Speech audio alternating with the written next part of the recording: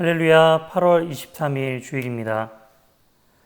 저희 청년부 예배가 9월 첫째 주 오프라인 예배로 다시 재개될 것을 준비하고 있었지만 요즘 수도권을 중심으로 코로나가 다시 확산세에 접어들고 또한 수도권에 있는 모든 교회들이 다시 온라인으로 또한 모든 예배를 전환하였기 때문에 저희 청년부 예배도 코로나가 진정세에 접어들고 다시 오프라인 예배로 전환될 때에 그때 시기를 다시 살펴보고 공지하도록 하겠습니다.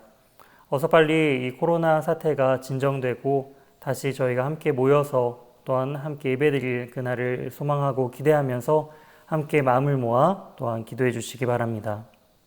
열왕기하 20장 12절에서 21절 말씀입니다. 그때에 발라단의 아들 바벨론의 왕 브로닥 발라단이 히스기야가 병들었다 함을 듣고 편지와 예물을 그에게 보낸지라. 히스기야가 사자들의 말을 듣고 자기 보물고에 금은과 향품과 보배로운 기름과 그의 군기고와 창고의 모든 것을 다 사자들에게 보였는데 왕궁과 그의 나라 안에 있는 모든 것 중에서 히스기야가 그에게 보이지 아니한 것이 없더라. 선지자 이사야가 히스기야 왕에게 나와 그에게 이르되 이 사람들이 무슨 말을 하였으며 어디서부터 왕에게 왔나이까?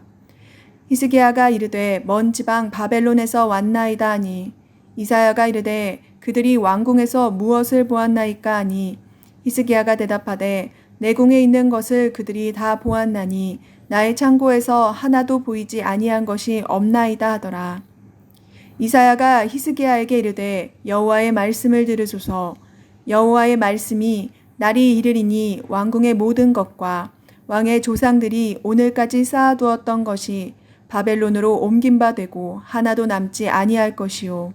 또 왕의 몸에서 날 아들 중에서 사로잡혀 바벨론 왕궁의 환관이 되리라 하셨나이다 하니 히스기야가 이사야에게 이르되 당신이 전한 바 여호와의 말씀이 선하니이다 하고 또 이르되 만일 내가 사는 날에 태평과 진실이 있을진데 어찌 선하지 아니하리오 하니라. 히스기야의 남은 사적과 그의 모든 업적과 저수지와 수도를 만들어 물을 성 안으로 끌어들인 일은 유다 왕 역대지략에 기록되지 아니하였느냐. 히스기야가 그의 조상들과 함께 자고 그의 아들 므낫세가 대신하여 왕이 되니라. 오늘 본문을 중심으로 그때라는 제목으로 하나님의 말씀 증거하도록 하겠습니다. 오늘 본문인 12절 첫 시작이 바로 그때라는 단어로 시작하고 있습니다. 여기서 말하는 그때라는 부분들은요, 바로 우리 지난주에 살펴봤던 1절부터 11절까지의 내용이 이제 전환되고 그 뒤에 이어서 일어난 일임을 시사하고 있습니다. 여기서 말하는 그때라는 뜻은 히스기야가 병에 걸렸지만 그 병에서 고침을 받아 15년의 그 생명이 연장된 그때를 의미하고 있습니다. 이제 히스기야의 생명이 연장이 된 그렇게 행복하고 또 하나님 앞에 감사와 찬양이 가득 넘쳤던 그때에 바벨론의 왕 브로닥 발라단이 등장하는 것을 볼 수가 있습니다. 이제 여기서 등장하는 바벨론은요, 이 아수르에 대적할 만한 신흥 강대국으로 이제 떠오르는 나라였죠. 그러한 강력한 군사력을 가진 그런 나라가 히스기야가 병이 들었다라는 그 소식을 전해 듣고는 왕이 친히 편지와 또한 예물을 이 히스기야에게 보낸 그 사실을 이제 깨닫게 되었을 때 히스기야는 너무 기뻤습니다. 아수르에 눌려만 살았던 이 유다 왕국이 드디어 바벨론이라는 나라와 힘을 합친다면은 아수르와 능히 대적할 수 있게 된다라는 그러한 정치적인 판단으로 인해서 히스기야는 이러한 기쁨과 또한 바벨론을 의지하는 마음으로 자신의 그 보물고와 또한 군기고를 모두 다 이 바벨론의 사신들에게 보여주는 것을 볼 수가 있습니다. 여기서 보물고는 이 나라의 경제력을 상징을 하고 있고요. 또한 군기고는 군사력을 상징하고 있습니다. 모든 경제 기반의 토대와 또한 군사력을 이제 바벨론에게 모두 다 자신들이 가졌던 자신의 나라의 모든 것들을 보여주었다라는 의미를 담겨져 있다라는 것이죠. 그만큼 지금 이 히스기야는 절실히도 이 바벨론과 함께 힘을 합치기를 원했다라는 것입니다. 이처럼 누군가를 사랑하고 또 누군가를 좋아한다면 그 사람을 위해서 모든 것을 다 바칠 정도로, 해줄 정도로 그러한 사랑하는 마음처럼 지금 히스기야의 마음의 상태가 딱 이런 것이죠. 이 바벨론과 하나만 될 수 있다라면은 이 아수르와는 다시금 이 고통 속에서 벗어날 수 있다라는 그러한 간절함을 보여주고 있습니다. 그리고 나서 이 바벨론 사신들이 떠나고 이사야가 이 히스기야를 찾아와 어떤 이야기를 나누었고 또한 무엇을 보여주었는지를 물어보는 것을 이제 또한 살펴볼 수가 있습니다. 그때 히스기야는 이 왕궁의 모든 것을 하나도 보여주지 아니한 것이 없다라고 이 이사야에게 말을 하는 것을 볼 수가 있습니다. 그랬을 때 이제 이사야는요 17절과 18절을 통해서 하나님의 말씀을 예언하는 것을 볼 수가 있습니다. 17절과 18절 말씀입니다. 여호와의 말씀이 날이 이르리니 왕궁의 모든 것과 왕의 조상들이 오늘까지 쌓아두었던 것이 바벨론으로 옮긴 바 되고 하나도 남지 아니할 것이요 또 왕의 몸에 날 아들 중에서 사로잡혀 바벨론 왕궁의 환관이 되리라 하셨나이다 하니 보여주었던 모든 것들이 이제 바벨론으로 옮겨지게 되고 또한 왕의 자녀가 이제 다시금 왕의 후손이 다시금 왕에게 그 바벨론에게 사로잡혀 그 왕궁에서 일하는 신하로 전락하게 된다라는 그 유다의 멸망을 지금 예언하고 있다라는 것입니다. 이러한 이사야의 이 예언은요, 이 히스기야가 죽고 100년 뒤에 이제 성취가 되는 것을 볼 수가 있습니다. 그랬을 때 이러한 이사야의 하나님께서 전해주시는 그러한 이야기를 들은 그 히스기야의 반응은 19절에 등장을 합니다. 당신이 전한 바 여호와의 말씀은 선하니이다 하고 또 이르되 만일 내가 사는 날에 태평과 진실이 있을진데 어찌 선하지 아니하리요 하니라. 히스기야는 하나님의 말씀이 반드시 이루어질 것을 또한 알고 있었습니다. 그렇기 때문에 하나님의 말씀은 선하다라고 이야기를 하죠. 하지만 자신이 남은 생애 동안 살아갈 동안에는 이 태평과 또한 이 진실한 그 날이 이를 것을 또한 이야기를 하면서 이때 자신이 잘 준비한다면은 바로 그 멸망이 이루어지지 않을 것이다라는 또한 그러한 생각이 있었던 것 같습니다. 그렇기 때문에 이 히스기야가 남은 자신의 생애의 15년간 마지막으로 그가 한 일이 바로 20절에 등장하고 있습니다. 히스기야의 남은 사적과 그의 모든 업적과 저수지와 수도를 만들어 물을 성 안으로 끌어들인 일은 유다 왕 역대지략에 기록되지 아니하였느냐.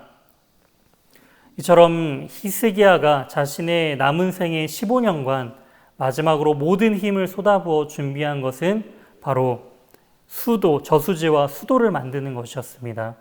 이것은 예루살렘 성은 너무나 견고하기 때문에 3중으로 지금 방어 체계가 되어 있고 성벽이 3중으로 되어 있기 때문에 쉽게 그 성을 공략할 수가 없는 성입니다.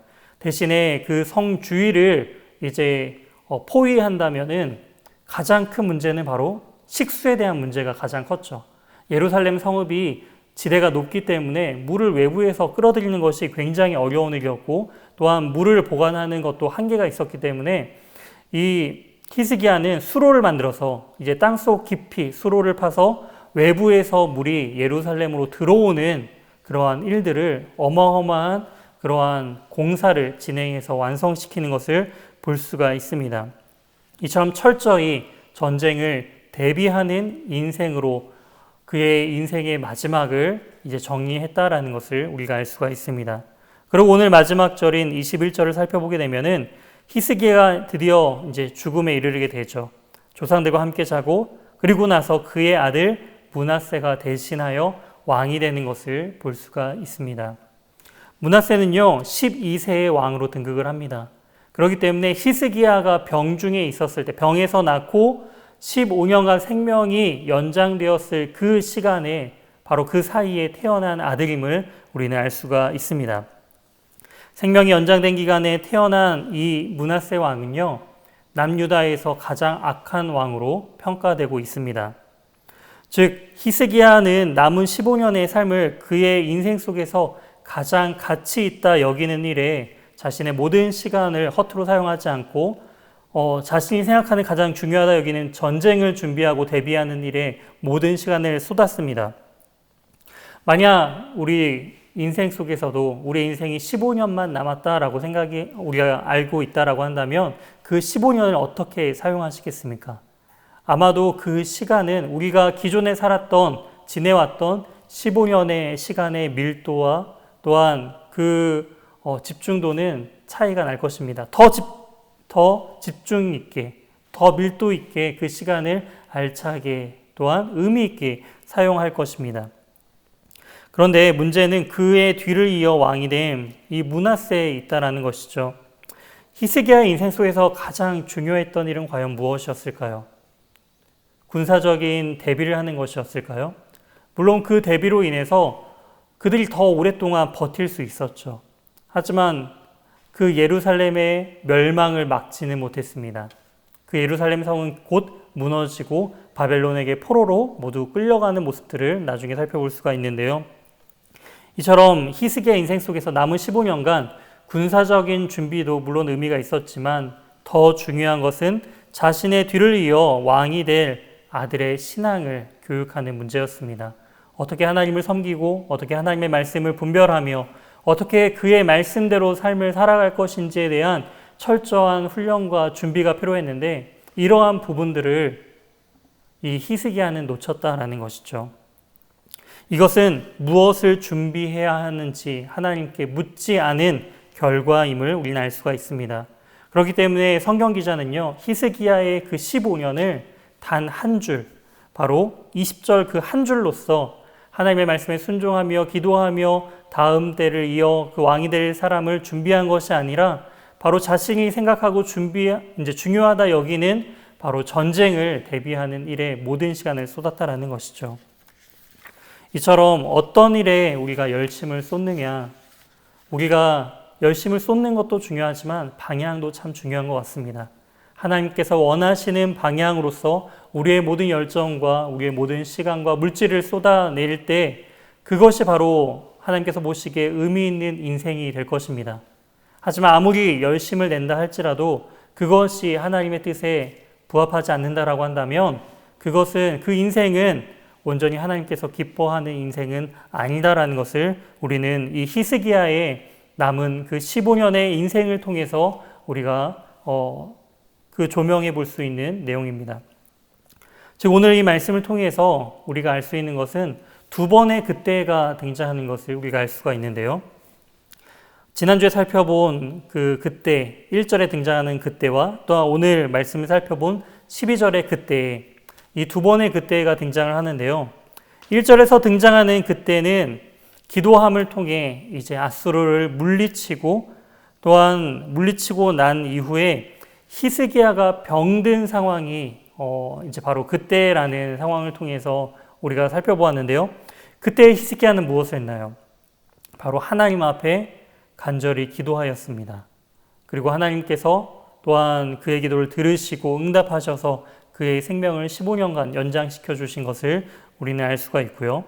또 오늘 등장하는 12절에 나오는 그때라는 것은 기도함을 통해 병이 회복된 이후에 그가 의지한 것은 바벨론이었습니다. 바벨론을 의지하여 자신의 왕궁의 모든 것을 보여주는 그런 상황. 이를 통해서 우리가 알 수 있는 것은 과연 그리스도인들은 무엇을 의지해야 하는가라는 것입니다. 하나님을 의지할 때 하나님께서는 상황을 변화시켜 주시고 하나님께서 그 역사를 주관하셔서 하나님께서 인도하시는 것을 볼 수 있었다라고 한다면 바벨론을 의지할 때 어떠한 일이 벌어졌죠? 하나님은 철저히 그 교만과 그들의 우상을 무너뜨리시는 것을 우리는 볼 수가 있습니다. 그런데 그것은 실패가 아니라 그것은 좌절과 멸망이 아니라 오히려 하나님의 은혜임을 우리는 알아야 합니다. 바벨론, 여기서 성경에서 등장하는 바벨론에 대한 의미를 우리는 알 필요가 있습니다. 바벨론은 가장 핵심적으로 등장하는 것은 바로 창세기 11장입니다. 창세기 11장을 보게 되면은 이제 사람들이 시날 평지에서 성읍과 탑을 쌓아서 우리의 이름을 내고 흩어짐을 면하자라고 그들이 말을 한 뒤에 쌓은 그 탑, 하늘 높게 이르기 위하여서 하늘 높게까지 쌓은 그 탑, 하지만 하나님께서 언어를 흩으시고 그 사람들을 흩으셨던 그곳이 바로 바벨이었습니다. 그 지역이 바로 바벨론 지역이었다라는 것이죠. 즉 이 바벨은요, 하나님을 의지하는 것이 아닌 바로 인간의 힘을 의지하고 자신들의 이름을 내고 흩어짐을 면하자라는 하나님과 대적하고 적대되는 바로 우상을 상징하고, 또한 인간의 죄성과 또한 하나님을 떠난 바로 세상을 상징하고 있다라는 것입니다. 즉 하나님이 아닌 신앙이 아닌 바로 세상을 의지할 때에 하나님께서는 그 교만과 우상들을 철저하게 무너뜨리신다라는 것이죠. 이처럼 우리가 의지해야 할 것은 무엇인가요? 우리는 잘 알고 있죠. 하나님이십니다. 우리는 신앙으로서 이 현재의 문제를 이겨내야 합니다라는 것들을 우리가 수많은 이 말씀과 또한 설교들을 통해서 들었을 것입니다. 하지만 정말 우리 인생의 어려움 속에서, 문제 속에서 정말 그 신앙으로 우리가 그 어려움들을 이겨내고 극복하고 있나요? 우리는 그것을 우리의 인생 속에서 확인하고 잘 점검해 봐야 할 것입니다. 하나님은 신앙의 대상으로만 여겨서는 안 됩니다. 바로 현실의 문제에서는 전혀 역사하지 못하는 그러한 헛된 우상으로 만들면 안 된다라는 것이죠. 하나님께서는 우리의 현재의 삶의 문제 속에서 우리의 삶 전체에서 역사하시고 우리의 삶을 주관하시는 분이시다라는 것을 우리는 반드시 기억하고 그것을 인정하며 또한 주님의 뜻대로 삶을 살아가야 하는 그러한 주님의 자녀임을 우리는 기억해야 합니다. 이처럼 우리의 믿음은 우리의 삶의 현장 속에서 드러나야 한다라는 것이죠. 그리고 우리의 남은 인생 속에서 과연 하나님께서 원하시는 일들은 무엇인지 우리는 그것을 분명하게 깨달아 그것에 열심을 내고 최선을 다해야 합니다. 헛된 것에 열심을 내는 것이 아닌 하나님께서 원하시며 우리의 삶을 통해 반드시 이루시고자 하는 그 분명한 일을, 그 목적을 깨달아 그 일에 열심을 다해 최선을 다해 바로 그때 하나님을 경험하며 나아가는 저와 우리 예수가족 청년 우리 모든 친구들 되길 주님의 이름으로 소망합니다. 함께 기도하도록 하겠습니다. 하나님, 우리의 인생의 참된 주관자 되시며 또한 그때의 하나님이심을 오늘 말씀을 통해 우리가 깨닫습니다. 우리가 의지해야 할 것 바로 주님이심을 우리가 분명히 알고는 있지만 우리의 삶의 현실 속에서 그것들을 온전히 순종하며 하나님의 뜻을 분별하며 하나님의 뜻 가운데 신앙으로 그 모든 문제들을 이겨내는 것이 때로는 너무나도 어려움을 우리가 경험합니다. 그래서 세상과 타협하고 세상의 방법대로 삶을 살아가며 그럼에도 불구하고 또한 하나님을 믿는다 말하는 우리의 연약함을 주님 불쌍히 여겨주시고 우리의 신앙과 우리의 믿음을 굳건히 붙들어 주셔서 우리의 현실의 문제 속에서도 우리의 삶 속에서도 주님께서 온전히 주인 되심을 증거하며 나타내는 우리 모든 인생들이 될 수 있도록 주님 인도하여 주시옵소서. 그리하여 그때의 하나님을 온전히 경험하며 그때의 어려움들을 지난다 할지라도 우리가 하나님 앞에 겸손한 마음으로 순종의 마음으로 온전히 하나님께 영광 돌리며 나아가는 우리 모든 인생들이 될 수 있도록 주님 인도하여 주시옵소서. 한 주간도 우리의 삶을 온전히 인도해 주실 것을 믿사오며 이 모든 말씀 살아계신 예수 그리스도의 이름으로 기도드립니다. 아멘.